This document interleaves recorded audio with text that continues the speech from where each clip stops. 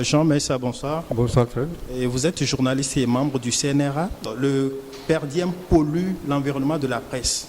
Quelle est la solution que vous préconisez?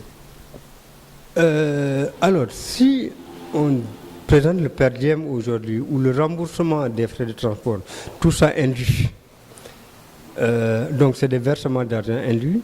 Donc, si ces pratiques-là polluent tant la profession, je crois qu'il y a quelque part une méconnaissance de ce que le code de déontologie, d'éthique et de déontologie interdit. La solution, à mon avis, serait de faire un travail de sensibilisation, et là je l'ai dit dans ma communication, faire un travail de sensibilisation afin que tout le monde sache, en tout cas à commencer par ceux qui sont tentés le plus par cet argent-là, sache ce que la profession ne permet pas. Sache aussi ce que sa moralité de journaliste, son éthique de journaliste ne peut pas tolérer. Jean, justement, dans votre communication, vous disiez qu'il n'était pas question de rejet systématique du per diem. Est-ce que vous pouvez vous faire plus clair? Dans quelles conditions le journaliste doit-il accepter les per diem? Non. Je dis que le per diem, il ne faut pas en avoir honte non plus. Oui, ah non. Si le journaliste est dûment invité en tant que participant ou bien en tant qu'intervenant à un séminaire, il peut percevoir légitimement, légalement un per diem, sans mauvaise conscience. Mais s'il est juste venu pour couvrir cette manifestation-là, mais là, le versement du per diem ne s'impose pas. C'est juste un travail de quelques minutes, bon, peut-être 30 minutes, une heure de temps. Qu'est-ce qui justifierait qu'ils perçoivent 50 000? Et là, ce qu'on appelle le per diem ici, le per diem péjoratif, tourne autour de 5 000 à 10 000 francs. Alors, en réalité, le montant du per diem est bien en deçà du per diem officiel, du per diem véritable. Alors, parce que certaines organisations, justement, budgétisent.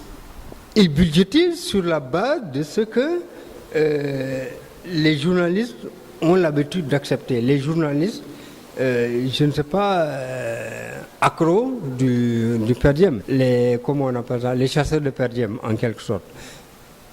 Mais il y a des journalistes qui participent à des manifestations comme ça, mais qui perçoivent un per diem dûment, un per diem au même taux que les autres participants. Mais on parle justement de per diem, mais on s'adresse aux jeunes reporters qui perçoivent 5 000, 10 000 francs sur le terrain. Oui. Mais quelqu'un a soulevé la question des rédacteurs en chef ou des directeurs de publication qui, eux, sont dans leur bureau et qui perçoivent des enveloppes beaucoup plus consistantes. Quelle action faut-il mener à l'endroit de ces personnes? Alors là, la question, le travail de sensibilisation doit s'étendre à tous, du directeur de publication aux stagiaires. Alors, concernant les patrons des rédactions, qui perçoivent à des niveaux beaucoup plus élevés, à des instances beaucoup plus autorisées, qui perçoivent divers avantages, parce qu'il y en a qui ont eu à recevoir des maisons, qui ont eu à recevoir des villas, peut-être un paquet de millions, enfin plusieurs millions. Ça aussi, c'est un aspect de la question, c'est un aspect du problème.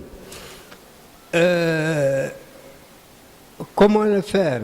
Parce que je crois que c'est des patrons de presse qui sont censés avoir assimilé le code d'éthique et de déontologie. Finalement, ça devient une question individuelle. Mais il ne faut jamais se lasser de la rappeler. De rappeler que ce n'est pas éthique qu'un patron de presse, tout simplement parce qu'il est le chef, se comporte d'une certaine manière et de la désinvolture avec son éthique personnelle et avec la déontologie professionnelle. Il y a une catégorie de personnes qui n'ont rien à voir avec le métier qu'on appelle ici la racaille. Oui. Et chaque pays, finalement, presque à sa racaille. Oui. Au Bénin, il y en a, on parle de cliquet pèlerin. Au Cameroun, on parle de journaliste de Hilton, du nom d'un célèbre hôtel de la capitale camerounaise. Au Tchad, on parle de GIR, journaliste d'intervention rapide pour mettre en exergue leur mode opératoire. Finalement, comment prendre en charge cette question-là de manière globale dans nos pays africains? Ah, c'est difficile, mais de toutes les façons. Parce qu'on dit par exemple que la CEDEAO, c'est la plus grande distributrice Je peux dire oui.